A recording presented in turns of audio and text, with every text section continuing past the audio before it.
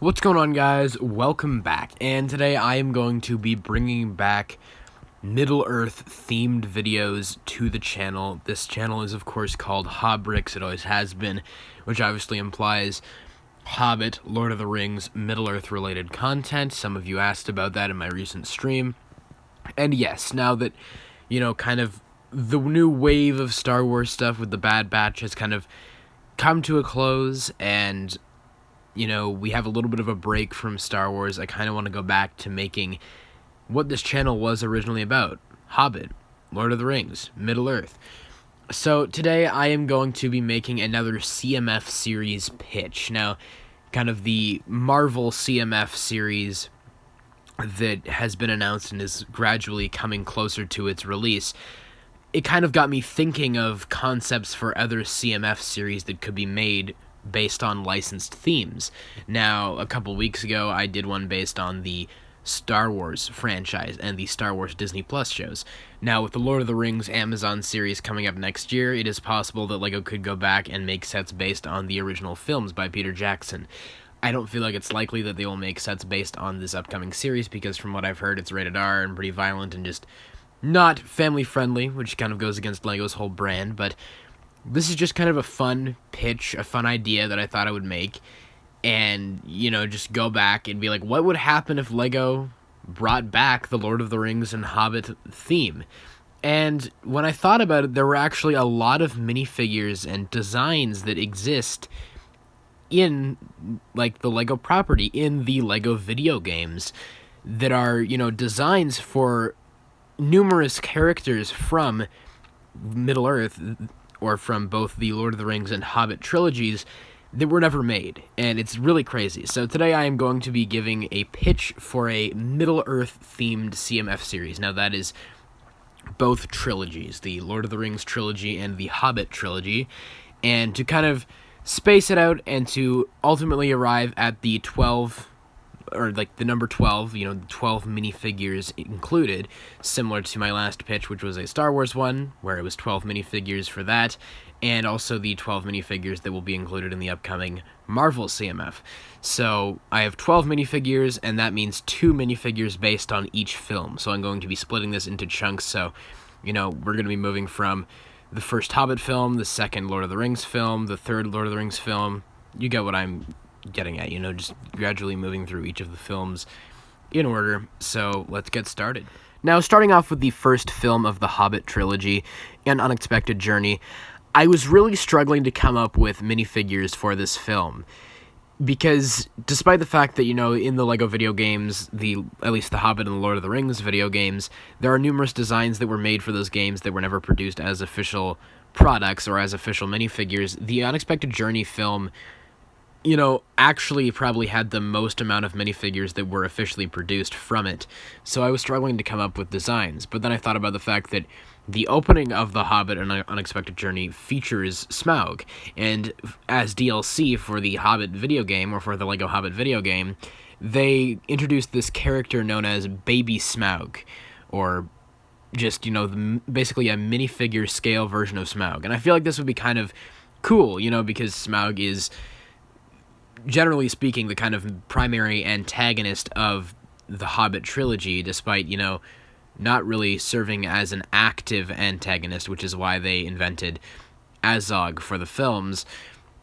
So I felt like including a minifigure version of Smaug, I don't feel like they'd call it Baby Smaug like they did in the video game, but including a minifigure version of Smaug similar to the image you see before you of kind of the minifigure design from the video game, I feel like it would be kind of fun and a cute design to make. So that's the first minifigure of the two for the Unexpected Journey. And then secondly, we have Thror, Thorin's grandfather. Now, I was kind of going back and forth between Thror and Thrain, Thorin's father, and then Thorin's grandfather. And I was just like, he's kind of the more cool design, I feel. And, he's in the video games, and he basically has an identical crown to the one that was featured on the Thorin minifigure from the Battle of the Five Armies.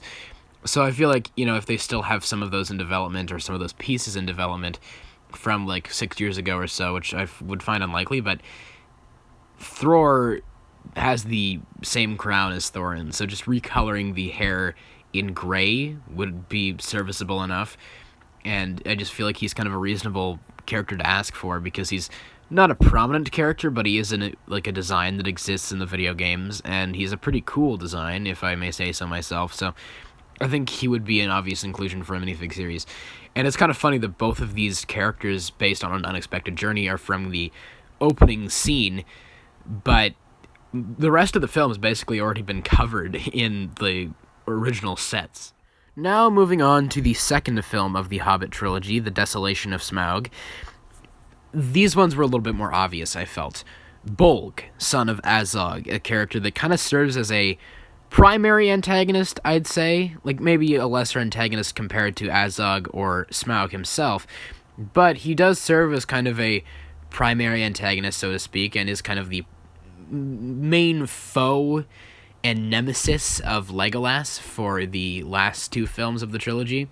And the design that they made up for him in the Lego Hobbit video game is just really cool. Like, they have this new, like, piece that goes on his head for kind of the bolts. Basically has bolts going into his head to, I guess, keep his skull together. And, you know, they came up with this cool build for his mace with, like, a bunch of shurikens on it. I don't know, I just feel like it would be a cool design, and, you know, the design already does exist in the Lego game, so you could just basically copy-paste it and put it in a minifigure series.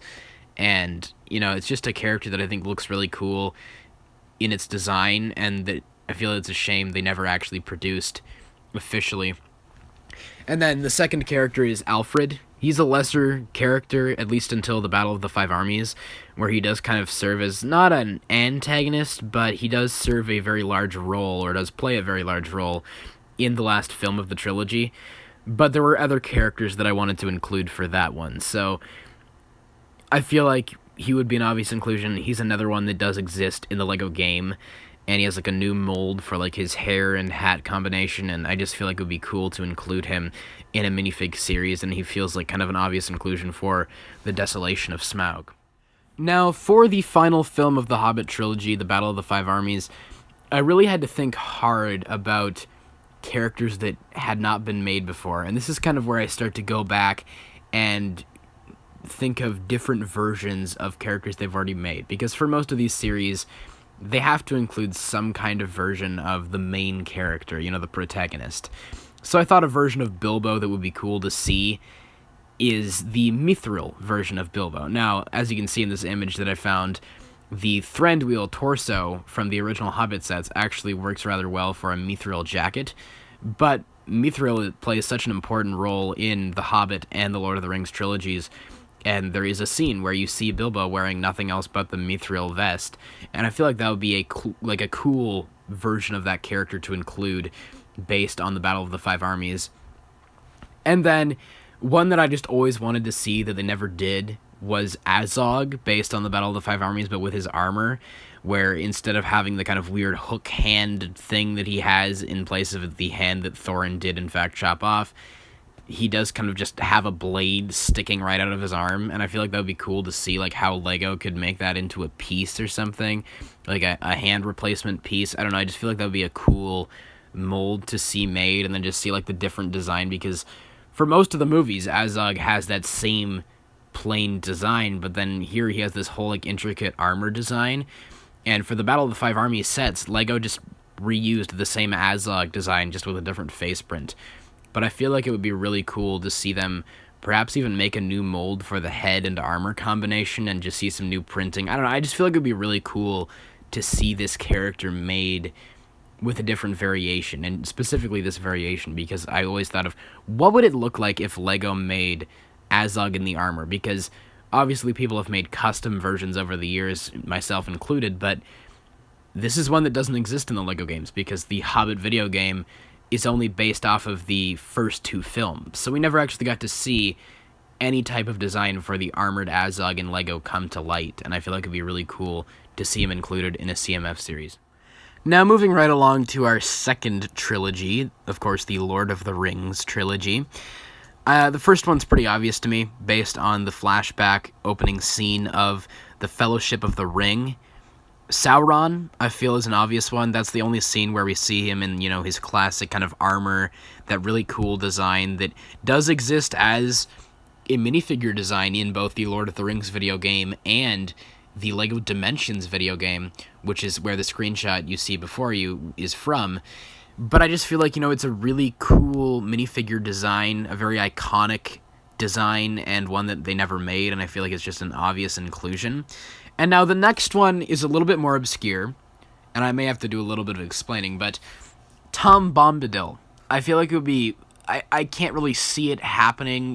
It's kind of an obscure reference, but they did include him as a playable character in both the LEGO Hobbit video game and the LEGO Lord of the Rings video game. And if you don't know who this character is, I don't blame you if you've never read the books. But in the Fellowship of the Ring book, Tom Bombadil actually plays a very large role in relation to the hobbits once they leave the Shire. And there's a whole subplot with him, and he's a very kind of funny, kooky character. But they did include a design for him in both of the LEGO video games. And, I just find it weird they never made him as a minifigure. And I feel like a CMF Series 4 Middle-earth would be a perfect time to include an official minifigure of this character. But it's a very obscure one, but I couldn't really think of any other characters from the Fellowship of the Ring to include in a CMF series, so that's why I have him included right here. Now, moving on to the second film in the Lord of the Rings trilogy, The Two Towers. I feel these two are just, obvious. Faramir and Éowyn, I say that, I describe them in the same sentence because they are one and the same, because they do end up getting married by the end of the trilogy. But these are characters that do exist as official LEGO designs in the video games, once again, but they were never made as official minifigures or as official products. So I feel like they're just obvious inclusions. Obviously, the original hairstyles and stuff are a little bit outdated, and we have much more kind of accurate hair pieces that could be used nowadays. But I just feel like these are obvious inclusions and just very prominent characters in the films, and in the books, of course, that were just never produced. Now, moving on to our final film, and the final film of the Lord of the Rings trilogy, The Return of the King. We have Denethor and the Witch King of Angmar. Now, we did technically get the Witch King back in the Battle of the Five Armies sets a couple years ago, or actually quite a few years ago, 6 or 7 years ago, but you got what I'm saying. But it was not the, armored faceplate Nazgul version of the Witch King. It was like the ghostly specter or spectral form of the Witch King. And Denethor is just a character that we've never gotten before. He is, of course, the father of Boromir and Faramir, and the Steward of Gondor. And I just think both of these are cool characters that we could potentially see, or that I hope we would see in a minifig series like this. And once again, who did appear in the LEGO video game, but have just never been made as physical figures. Now, with all of that said, that's pretty much all that I have to say here in this pitch. This is just kind of a dream for me, just kind of like the possibility of them making a minifigure series for Middle-earth, and for them to bring back that theme is just something that I have been hoping for years, and that I still hope does eventually happen. And, with things happening like Marvel getting a CMF series, just that does very much raise those hopes, if so to speak. But just seeing these characters produced as official LEGO minifigures is something that I really want to see, and just seeing that theme return as a whole is something that I really want to see. So I thought just making kind of a CMF series pitch based on the Middle-earth franchise would be cool. And yeah, that's pretty much it for this video. You guys, please let me know all your thoughts in the comments below. Do you think this would be cool to see? Do you have any characters you think should be included that I maybe didn't include here? Just, once again, whatever your thoughts are, please let me know them all in the comments below. And of course, as always, I hope you guys have a great day. Take care,